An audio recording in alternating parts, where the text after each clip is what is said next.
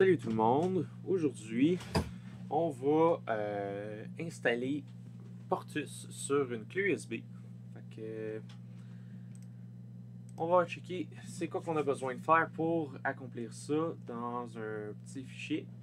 Mais la première chose qu'on va faire, c'est qu'on va vouloir avoir une clé USB et un Linux d'installer avec Gparted. Puis, comme on va utiliser la clé USB pour installer les choses dessus, il faudrait la vider avant. Fait qu'on va faire ça. C'est la première étape. On va la vider. Mettre les trucs à l'abri.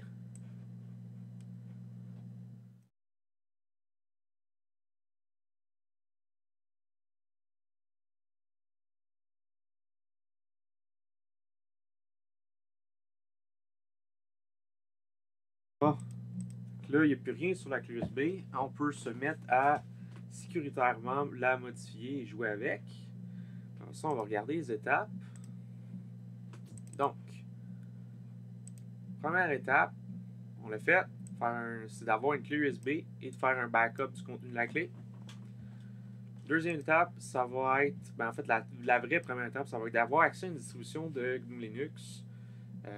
Idéalement, votre OS principal serait un Linux, mais malheureusement, dans la réalité de beaucoup de gens, soit au travail, à l'école ou à la maison, Linux, c'est pas l'OS de choix.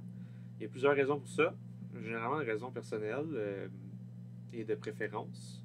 Puis je respecte ça. Si vous n'avez pas ça en tant qu'OS principal, peut-être que vous l'avez sur une machine virtuelle. Ça peut aussi être super intéressant. En passant, en tant qu'OS principal, j'inclus le multiboot, pour ceux qui savent c'est quoi. Donc, sur une machine virtuelle, ça peut être pratique. C'est ça que j'utilise en ce moment, une machine virtuelle, car mon Linux à moi est dans le salon et tout le monde dort à cette heure-ci. Donc, j'ai dû utiliser une machine virtuelle. Sinon, vous pouvez avoir un OS installé sur un CD ou un DVD, genre Portus lui-même, pour faire cette installation-là. Ça peut être vraiment pratique, puis en plus, ça n'écrase pas le système qui est en train de rouler sur l'ordinateur. Puis ça peut être pratique parce que ça fait un système portatif qui n'est pas changeable, mais qui fait plus ou moins le but de ce qu'on va faire là. Mais au lieu d'être sur une clé USB, il est sur un CD. Ça peut être pratique. Puis en plus, c'est vraiment pas cher des CD. Ça s'achète dans les pharmacies là, pour vraiment pas cher. Sinon, si tout cela est impossible pour vous, vous pouvez demander à un ami de le faire pour vous sur son propre ordi Linux. Mais sachez, si vous êtes rendu là à demander à quelqu'un son ordinateur Linux ou de le faire pour vous, c'est que vous n'êtes probablement pas prêt à installer Portus sur une clé USB. En fait, même, je vous dirais d'arrêter votre visionnement ici. Si vous êtes juste pas prêt. Donc, comme vous voyez, ici c'est fait. On est effectivement sur Linux. En passant, n'importe quelle distro de Linux fonctionne. Préférablement une distro aussi que Gparted est installé par défaut. Mais n'importe quel fait l'affaire. Moi ici, j'utilise Linux Mint 19.3, mais toutes les versions 19 Mint que j'ai essayé jusqu'à date pour ce processus-là fonctionnent, que ce soit 19.1, 19.2 ou même en bas, puis Ubuntu qui même fonctionne aussi, Debian fonctionne. Windows n'est pas un Linux, mais fonctionne jusqu'à une certaine étape. Vous pourriez essayer de suivre avec un Windows, mais sachez que ça va être vraiment compliqué votre affaire. Puis qu'à un moment donné, vous allez frapper un mur. Vous ne seriez pas capable. Il y a une étape qui ne fonctionnera juste pas. Mais en théorie, le reste pourrait fonctionner sur Windows.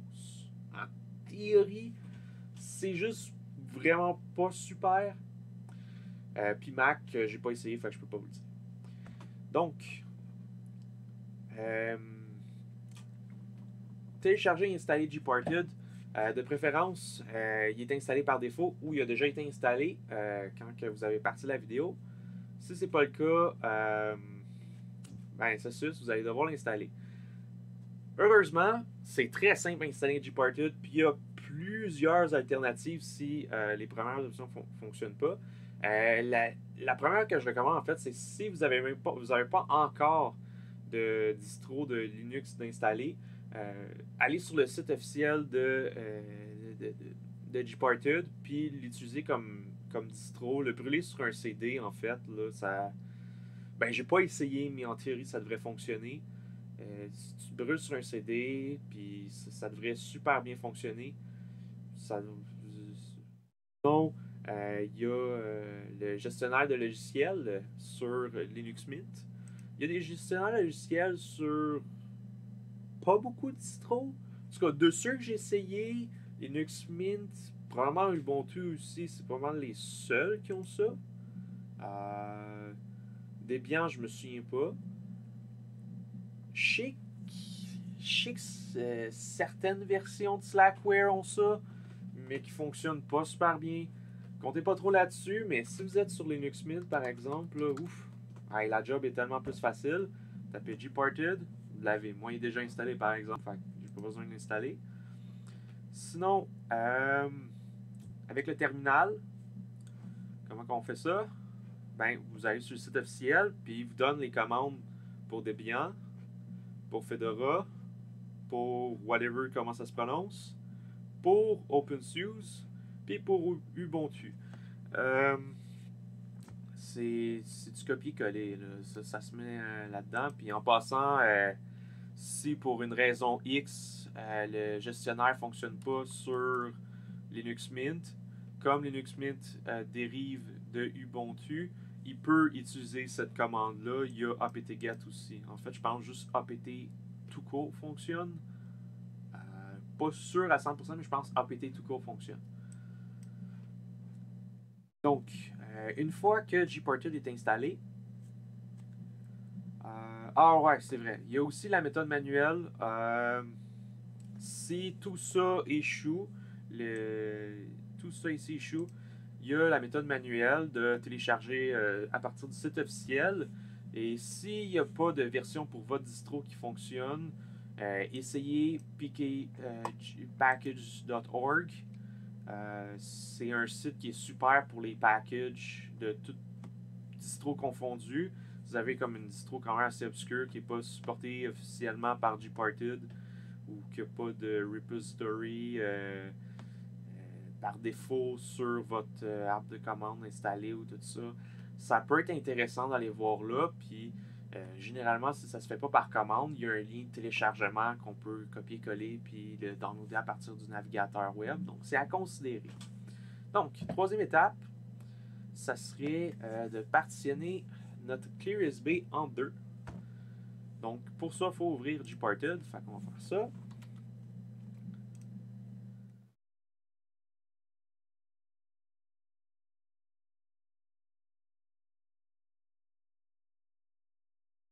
Donc, pas se mêler, il faut prendre la clé USB.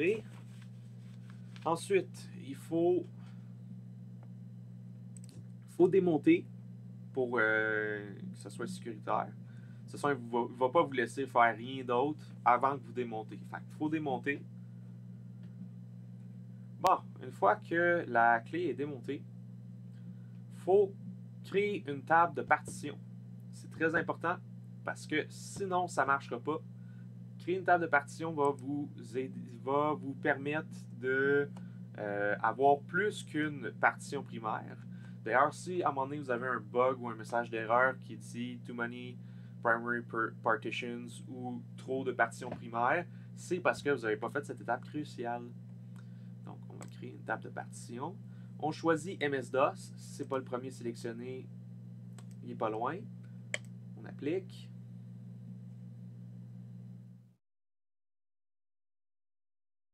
Pas prendre trop longtemps d'habitude. Moi, il a déjà été fait en théorie parce que ça fait plusieurs fois que j'expérimente avec, mais je le fais quand même par principe pour vous montrer, pour les gens visuels.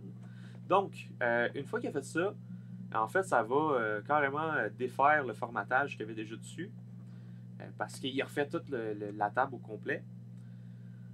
Maintenant que ça c'est fait, vous va partitionner ça en deux. Fait que pour ça, on va faire nouvelle. Puis comme Portus est très très léger, même dans sa version la plus vorace, on pourrait dire, on peut se permettre de mettre entre 350 et 400 mégaoctets. Vous pouvez en donner un tout petit peu plus, là, mais je dirais qu'un 600 maximum. Il n'y a pas grand chose qu'on va faire de plus avec ce taille-là. Fait que ça, cette partition-là, par exemple, il faut qu'elle soit en FAT32. Parce que c'est à partir de c'est à partir de celle-là que le BIOS ou l'UEFI va booter. Et lui, il fait juste du FAT. Donc, ou en général, ils font juste du FAT. Moi, j'aime bien y donner l'étiquette boot ou Portus. Donc, c'est ça qu'on va faire. Ensuite, avec le reste, lui, on va mettre encore une fois une autre nouvelle partition. Mais celle-là va être en EXT4. C'est important parce que Linux travaille surtout sur des systèmes de fichiers Linux. C'est ce qui va permettre en fait que vos changements vont être sauvegardés. Fait que moi,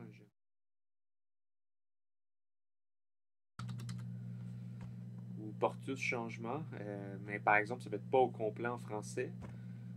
Fait que vous pouvez soit enlever les voyelles ou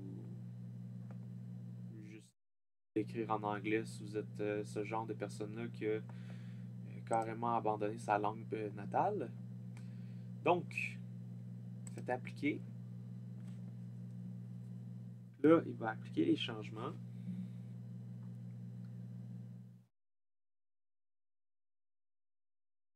Sur une machine virtuelle, ça peut être un petit peu long, mais d'expérience, je peux vous dire que dans un vrai OS, c'est pour ça que j'ai dit que préférément c'était un OS installé sur l'ordinateur, ça va vraiment très vite. Genre, on n'a même pas le temps de voir ça apparaître. Bon, c'est sûr, peut-être un petit peu plus vieux, ça prendrait plus de temps aussi, mais c'est pas idéal la machine virtuelle. Juste dire ça de même, c'est pas idéal. Bon, ça marche quand même. Moi, je le fais sur une machine virtuelle pour vous autres. Donc, ça devrait plus prendre trop longtemps là.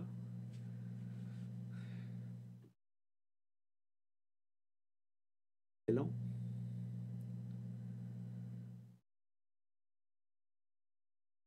Tap. Ça va s'agir de remonter. Ouais, c'est ça. Oui, puis pour XT4, c'est pas obligé d'être XT4. Ça peut être d'autres. Si vous savez c'est quoi vous faites, vous pouvez choisir d'autres systèmes de Linux.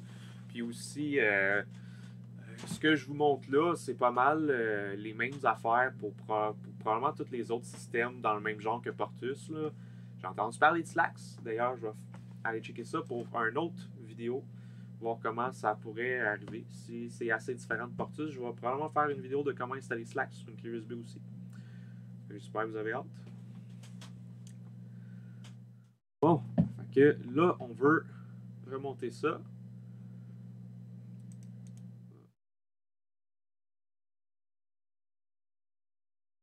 Série démontée, je pense. On va aller checker. Ouais, il est démonté. Fait qu'on va remonter ça. Mon ordinateur va chialer. Where are you taking that thing?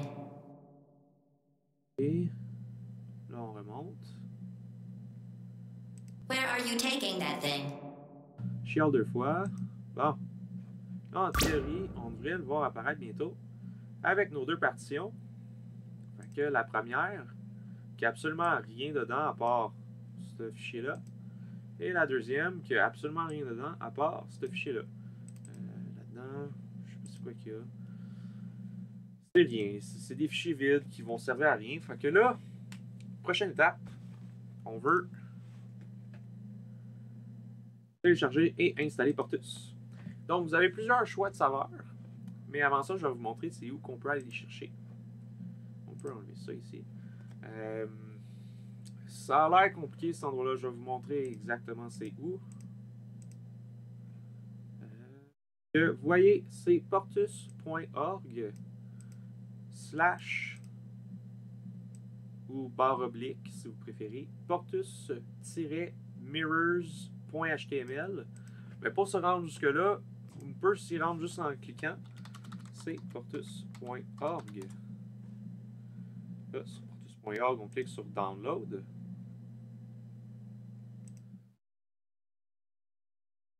Download Desktop Edition, excusez-moi. Ensuite, on clique sur Mirrors. Et là, on arrive à la liste de tout à l'heure. Moi, j'utilise toujours le premier en haut, mais pour de vrai, tous les liens ici fonctionnent. Ben, je les ai pas tous cliqués, mais j'en ai cliqué une couple la dernière fois, puis ils fonctionnaient tous. Fait que ici, on arrive à l'architecture qu'on veut.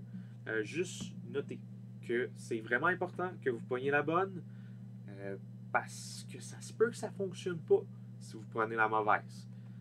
Puis, dans le doute, prenez celle-là. Parce que de nos jours, presque tous les ordi roulent ça, puis si vous voulez quelque chose de portable, c'est ça. C'est ça qui va rouler le plus rapidement. Ça, c'est des vieilles architectures qui roulent moins vite, qui sont moins communes. C'est des vieux ordinateurs surtout, puis même, vous voyez, il commence à arrêter le support. Là. Bon. Fait que la dernière version de Portus, c'est la 5.0, fait qu'on clique dessus. Fait qu'ensuite, vous avez le choix. Vous avez Cinnamon, qui est le plus joli, puis c'est exactement le même que celui de Linux Mint par défaut. Par exemple, Cinnamon, ça a beau être super user-friendly, ça peut être très très joli. Il consomme un petit peu plus de ressources, prend un petit peu plus de place que les autres. C'est pas la meilleure option pour un système qui s'installe sur une clé USB. Ça peut être plus lent. C'est vraiment très joli, par exemple. Puis il roule quand même assez bien. C'est juste qu'il ne va pas rouler aussi bien que XFCE ou KDE ou LXDE ou MAT. C'est celui le plus énergivore dans la gang. Mais il est vraiment beau. Puis il est très très user-friendly. Puis ceux qui sont habitués avec Linux Mint vont vraiment l'adorer. Par contre, Portus, se basant sur Slackware, si vous poignez Cinnamon en pensant que vous allez avoir une expérience utilisateur aussi le fun que sur Linux Mint, vous allez vraiment être surpris. Moi, je vous conseille XFCE. Il est très très similaire à Matt et à Cinnamon et un petit peu même à Windows dans son environnement. Il est quand même très très joli aussi. Puis il est très très populaire sur d'autres distros que vous aurez probablement déjà vu si vous êtes beaucoup dans Linux. C'est le plus léger dans la gang, c'est le plus performant. Ben, je dis le plus, mais je connais pas super bien OpenBox puis LXQT. Fait que j'assume ici, mais de par expérience, XFCE fonctionne super bien. Fait que je vous dis, je vous le recommande. Sinon, il y a Matt qui est quelque chose entre XFCE et Cinnamon. Ça peut être un compromis. Il ressemble vraiment beaucoup. D'ailleurs, il y a beaucoup d'histoires en commun avec Cinnamon. Il a été fait pour les mêmes raisons, en fait, que Cinnamon. Fait que c'est quand même assez intéressant. Si à un moment donné, vous voulez aller checker l'histoire des environnements. Fait que bon, on va cliquer sur ce lien-là. Moi, je l'ai déjà téléchargé, fait que je ne me taperai pas le download. On va aller tout de suite dans les téléchargements. Il est là. Donc, là, ce qu'on veut faire, c'est on veut le monter. Ou on veut soit le monter. Ça ne fonctionne pas. On peut décompresser l'image, puis aller chercher les fichiers là-dedans. Puis si ça ne marche toujours pas, on peut graver l'image sur un disque, puis après ça, aller chercher les images, les fichiers du disque, puis les mettre dans la clé USB. Moi, je vais choisir l'option la plus simple, qui est de le monter virtuellement. En fait, j'ai jamais... Ouais, c'est ça. Monter l'archive. Fait que là, il apparaît ici. Là, ce qui nous intéresse, c'est ces trois fichiers-là. On va les copier, puis on va les mettre dans Portus. Ça, on n'a vraiment pas besoin. Bon. On va coller. Comme c'est une clé USB, c'est long. À part si vous avez la dernière version d'USB, j'ai entendu qu'ils sont vraiment très très rapides. Mais un USB normal, ça, je pense que j'ai une 2.0 ou une 3.0. C'est pas super rapide. C'est pas aussi lent qu'un 1.0 par exemple, mais c'est vraiment pas vite. Fait que surprenez-vous pas que ça soit lent là. C'est beaucoup de fichiers là. Calisse que moi, ça me tanne ces affaires-là. C'est tellement long. C'est long. Bon. Fait que faites bien attention de l'avoir vraiment mis dans la partition boot de votre truc, là, celui qui est la plus petite partition des deux.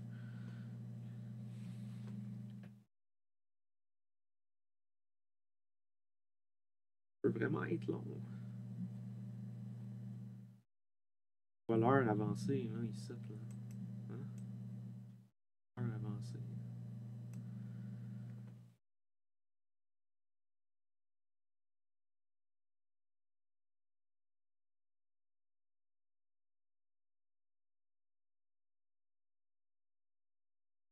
Bon, ensuite, une fois que ça va être fait,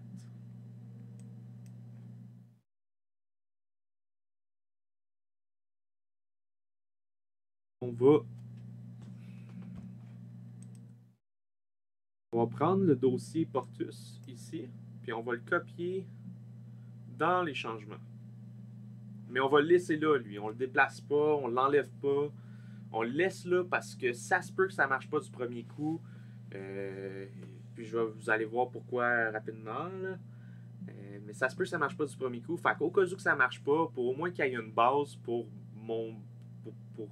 mettre du stock à l'écran, là, puis loader quelque chose, on laisse le Portus là, puis on va le copier sur le truc de changement. Ah, liste, c'est vraiment long. C'est pour ça que je vous ai dit de prendre, une distro de Linux qui est installée à même l'ordinateur. En fait, même le CD, là, ça aurait été beaucoup plus rapidement que ça en ce moment. Là. Sur une machine virtuelle, là, c'est la solution facile, là, mais c'est la solution facile, mais c'est la solution lente. Là. Ça fait juste ralentir l'installation.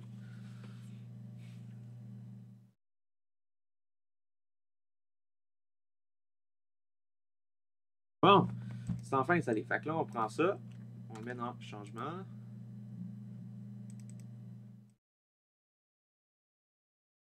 Ah ouais, c'est vrai. Lui, il faut l'ouvrir en tant que super utilisateur.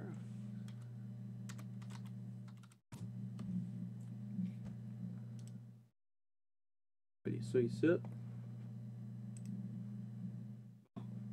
Puis ça, on peut l'effacer. On n'a vraiment pas de besoin. Ça se peut que des fois, ça l'arrive.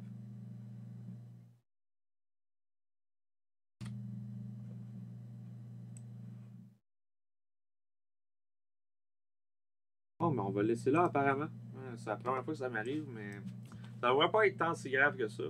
Je me souviens pas de quelque chose qu'il y ait sur la clé USB qui prenne tant de place que ça. Donc, là, une fois que ça c'est fait, il reste juste une dernière chose à faire. Ça va dans Boot. En fait, il reste deux choses à faire, c'est vrai. Ça va dans Boot. Là, on va chercher syslinux config. On va l'ouvrir avec un need start text.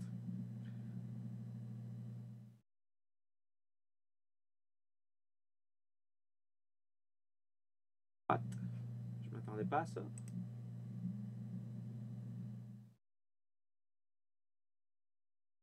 Je m'attendais vraiment pas à ça.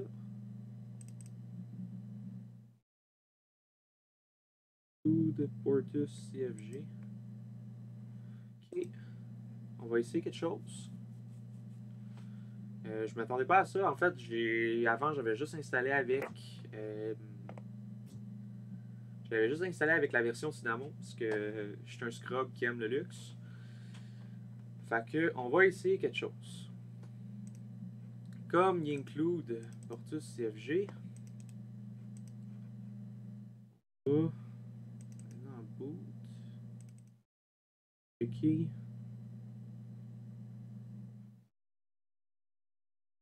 Ah, il est là.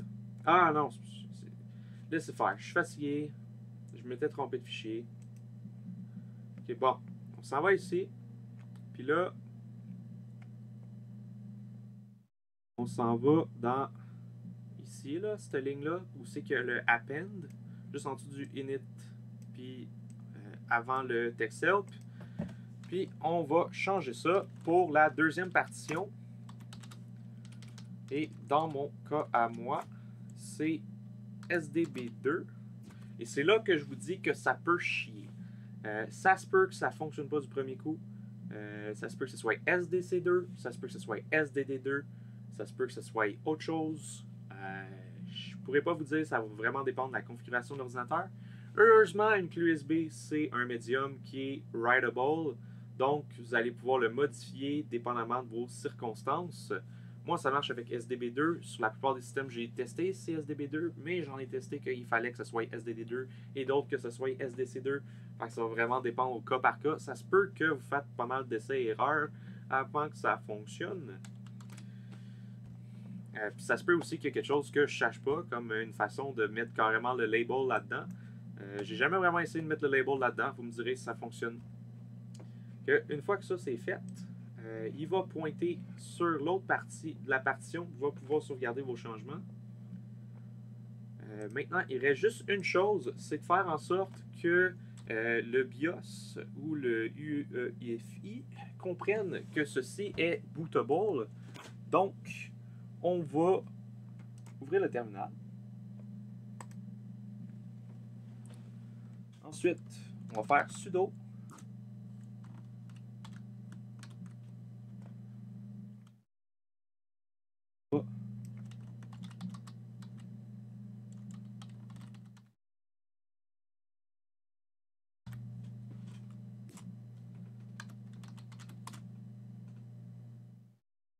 Ah, calice, je connais mon mot de passe, ici. Bon. Fait que là, en passant, c'est la même chose pour Windows aussi. Si vous avez juste à double-cliquer ça pour ceux qui essayaient de suivre sur Windows, c'est le même programme. Donc, il demande de s'assurer, premièrement, il va checker c'est où qui est installé. Il va dire, hey, je suis sur SDB1, suis-tu vraiment là? Puis, on check first. OK, est-ce qu'il est vraiment là? Ah, SDB1, oui, c'est le même. On fait OK pour dire, c'est bon, tu peux faire ça. Fait que là, il va dire, OK, c'est bon, ben ça, c'est maintenant, ça peut booter. Il va comprendre. Là, si on fait Enter, on a officiellement terminé. Bravo. Il reste juste une dernière étape à faire et c'est de tester le système real-time. Donc, j'espère que vous avez aimé ça. J'espère que ça n'a pas été trop difficile. Si vous avez des questions dans les commentaires, si vous avez des critiques dans les commentaires, si vous aimez Slackware, dites-le moi dans les commentaires.